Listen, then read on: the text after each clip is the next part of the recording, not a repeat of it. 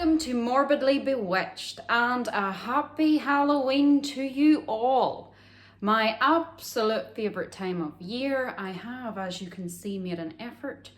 I am out of my usual Morbidly Bewitched attire and apparently I've dressed up as Armand's sister. Anyway, for this spooky season special, I have decided to deviate away from my usual educational editing and information for you, and instead I'm going to tell you a couple of spooky stories by candlelight. Yes, I have picked out two of my favourite stories, and keeping in tune with my channel and me, they are eerie, creepy, and unbelievably true. So what do I have in store for you? Well, on the complete opposite end of the spectrum of what I normally talk about, which is the funeral industry, you have doctors. Yes, doctors are supposed to instill feelings of trust and care and to be there for you when you need them the most and you're at your most vulnerable. But these two stories are both going to be about doctors that just didn't quite make the cut. The first is going to be about the true corpse bride. The first story of the true corpse bride will begin with one Dr. Carl Tanzler, or Count Karl von Kossel. He was born in Germany on the 8th of February 1877. And he grew up to be a really well-respected radiology technician. Now, Dr. Carl Tanzler had a very eventful life. He was even at one stage captured as a prisoner of war during World War I. But because this is a spooky story, I'm going to skip forward quite a part of his life to the bit that's the most interesting. We're going to skip to 1927. When Dr. Tanzler moved to Florida Key West and started a job in the Marina Hospital as a technician. Now, Tanzler claimed that all of his life, throughout his childhood right up until the present day, he had been plagued by visions most nights, where one ancestor in particular, Countess Anna Kossel, would visit him and show him the face of his one true love. And this was apparently a dark-haired exotic woman. On the 22nd of April 1930, one Maria Helena Milagro de Hoyos, 1909 to 1931, was admitted to the Marina Hospital with TB. The minute Tanzler seen her, he knew instantly that for all these years and all of his life, Helena was the woman in his vision. She was the dark-haired exotic beauty, and Helena was. She was young, she was beautiful, she was Cuban, and Tanzler's infatuation and obsession was instantaneous. Tanzler became so obsessed with Helena, he showered her with gifts, he bought her clothes, exotic perfumes, and made her as comfortable in that hospital as he possibly could, spending an awful lot of his own money so that new experiments and unorthodox treatments could be tried on her, anything to try and save her life. However, despite his efforts, Helena passed away from the disease in 1931.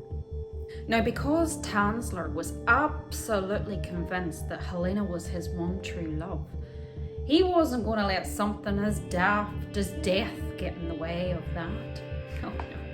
No. He spent an awful lot of money providing her with the most lavish of funerals, with very specific instructions to have her extremely well embalmed.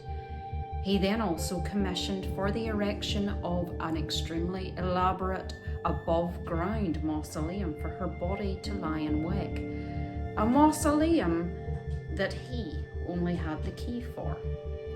Tanzler reportedly visited the tomb almost every single night for 3 years straight, until he decided, I'll just take her home. He claimed that she came to him again in visions during the night, during his sleep, and pleaded with him to come and take her from the tomb and bring her home. So that's exactly what he did. He crept into the cemetery in the dead of night. With him, he brought a toy truck that you would pull along behind you, and he took her body from the tomb and wheeled her straight out of the cemetery. He took her home. Now you can imagine, after 3 years, even with an extremely well embalmed body, Helena was not in the best of shape. But my goodness, that guy loved her, because that was still not going to stand in the way. He got to work immediately, repairing the damage and reconstructing her remains. This is when it gets really creepy. Because Tanzler worked in the medical industry and was a doctor, he had an extremely vast knowledge of the human anatomy, and he used piano wire to rewire her entire skeleton at every joint. He placed doll's eyes, glass eyeballs, in the dead sunken sockets of her face. And he collected all of the hair which had inevitably fell out of her decomposing skull and fashioned a wig so that he could put it back onto the cadaver. He stuffed her torso with rags, and he fashioned new skin with pieces of cloth like silk and linen soaked in wax. He still showered her with gifts like new outfits, and apparently changed those outfits regularly, even her jewellery. Some of the local stores even grew concerned at why Tanzler was buying so much women's clothing, because he didn't live with anybody. And his neighbours said that sometimes at night they could see Tanzler through his windows dancing through his house with what they described as an oversized doll. He slept in the same bed as Helena, and this went on for 7 years, until Helena's sister, Florida, grew tired of all of the rumours that she'd heard for years. Tanzler dancing through the house with an oversized doll, Tanzler having stole her sister's body from the tomb, which she constantly brushed off until she'd had enough and demanded that the police have her sister's tomb opened. And of course, when they did this, with good reason because of the sister's concerns, the tomb was empty, and all concerns pointed to Tanzler. The police showed up at Tanzler's door, and they were horrified at what they were looking at. He was ultimately arrested, and Helena's body was transported to the coroner for further investigation. Now, after the coroner's post-mortem examination was carried out, there was an extra piece of evidence that was discovered that was the most disturbing of all, and that is that Dr. Tanzler had reportedly placed a tube inside the area where Helena's vagina should have been to allow for sexual intercourse. Now, these claims over those years had been disputed. Some people said that wasn't true. However, I think in this case, with this man keeping her for that length of time and having so much of an obsessive attraction to this young woman, I would imagine it was safe to say that this was highly likely. Helena's body was then put on public display at the Dean Lopez funeral home, where apparently 6,800 people showed up for a nosy. She was then handed back to her family for a second and final burial, and understandably, the family chose an unmarked grave. This was also no doubt due to the fact that, unbelievably, Tanzler, because of massive failings by the courts themselves, was released. He wasn't charged for anything and got to live out the rest of his days a free man. He moved to Pasco County, which was still Florida, but carried on his obsession. He used a death mask of Helena to recreate a similar head and put it on a life-sized effigy. Until his own demise. Tanzler died in July of 1952, aged 75, and he wasn't found for approximately 3 weeks after his death, where reportedly, when they did find him, he was on the floor of his home, clutching on to the life-sized effigy of Helena. Now, from one doctor that wanted to hold on to body parts for as long as possible, to another that couldn't get rid of them quick enough. Pause the video, get yourself another cup of tea, top up your tea, get your blanket, as we move into the second story, the body snatcher. Dr. Michael Mastro Mourinho was born in Brooklyn, New York on the 16th of September 1963. Oh yes, 1963. This is a modern day body snatcher. Our very own era of Burke hair. A very brief summary of his life up until the events that made headlines would be that he graduated from the University of Pittsburgh and the University of New York, specializing in the field of dentistry and cosmetic reconstruction, with aspirations to become a cranial facial surgeon. Describing himself as having a AAA personality, he was extremely driven, and with the hunger for success, he made it, opening clinics in New Jersey and the swanky Manhattan. Life was good for Mastro Mourinho. Mastro Mourinho didn't just talk the talk either. He walked the walk. He was tall, he was dark, handsome and athletic. So it wasn't long before he bumped into a woman and fell in love, and they got married. She was the technician that worked in the tanning salon that he frequented on campus, and she was smitten. No time at all, they moved into a gorgeous home and had 2 beautiful sons, and they were affectionately nicknamed the Ken and Barbie couple. From the outside looking in, they had the picture-perfect, enviable lifestyle. Until they didn't. Mastro Mourinho, because of an old football injury, became opioid drug dependent, self-medicating at work until he started to crash and burn. One day, his wife got a phone call to say that they found Mastro Mourinho in the cubicle in the toilets, with a needle still hanging out of his arm. Everything seemed to fall apart from then, and by 2002, Mastro Mourinho was stripped of his dentistry license, with multiple acts of malpractice being held against him, and signed himself into rehab.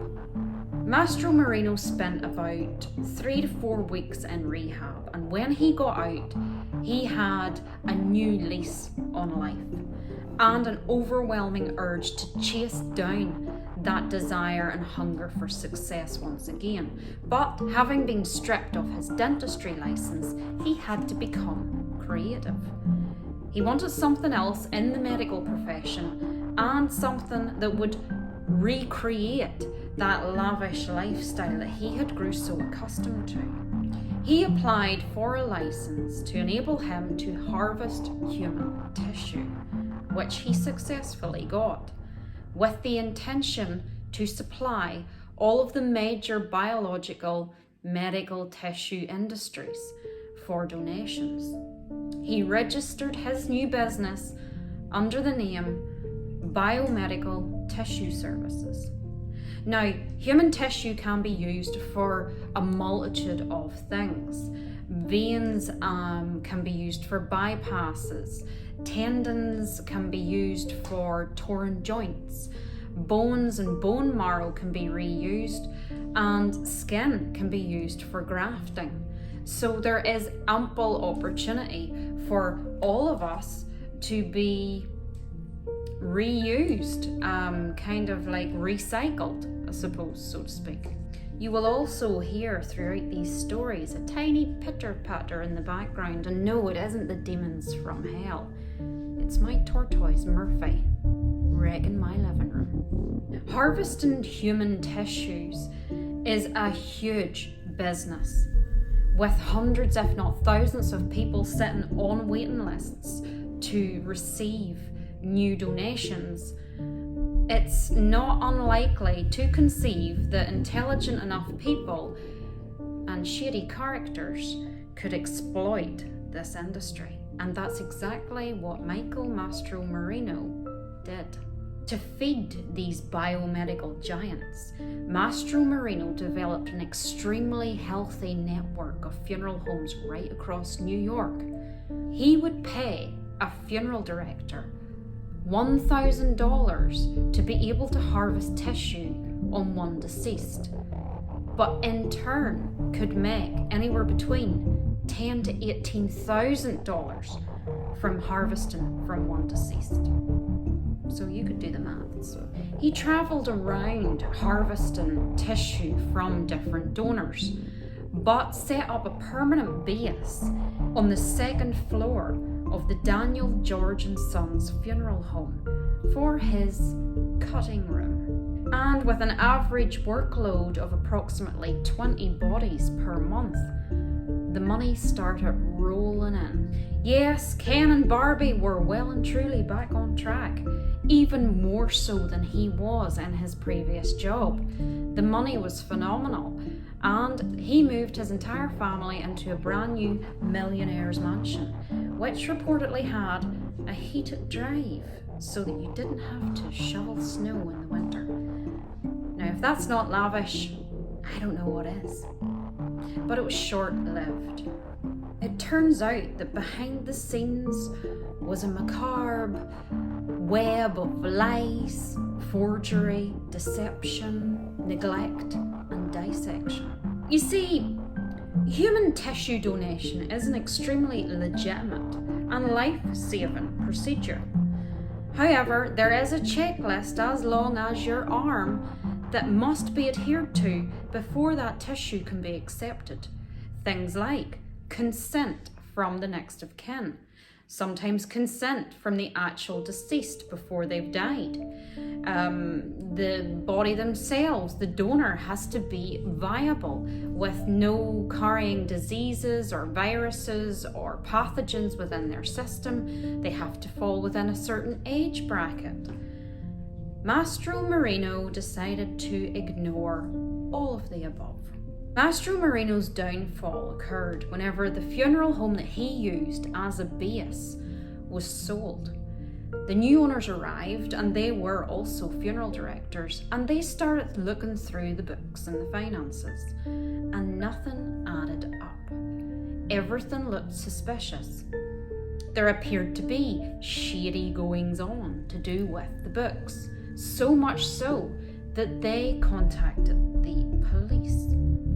The police showed up on site, looked through the books, but then also decided to head up to the second floor where Mastro Mourinho had set up his cutting room. And yes, that is what it's referred to. When they walked in there, what they seen was nothing short of a horror show, with one officer describing it as an unsanitary hellhole. There was blood and entrails strewn about the room, general haphazard, filthy working conditions, and just the look of sheer unprofessional butchery.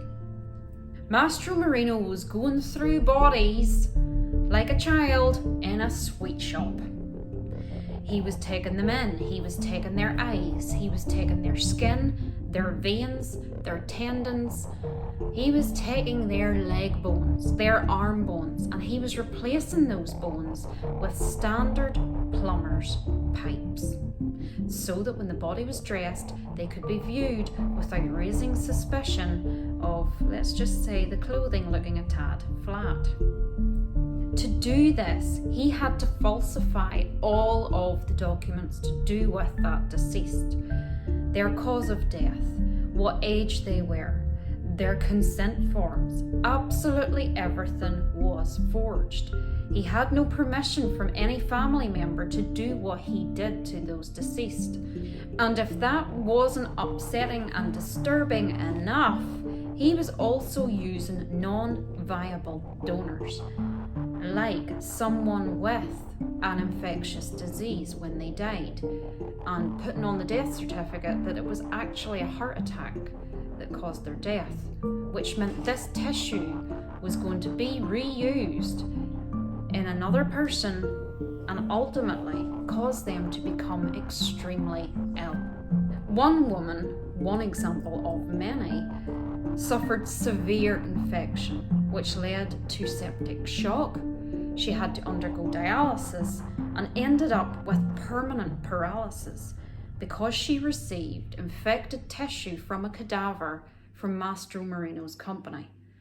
Many others ended up with HIV, hepatitis C, sepsis.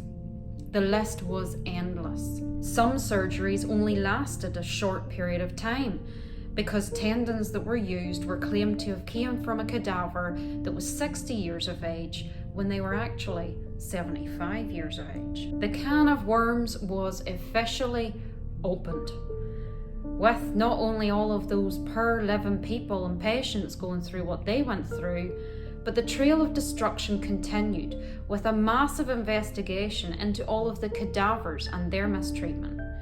Exhumations had to be ordered, and unfortunately, when they were dug up, they were revealed to be missing their arms, their legs, and it had been replaced with plumber's pipe.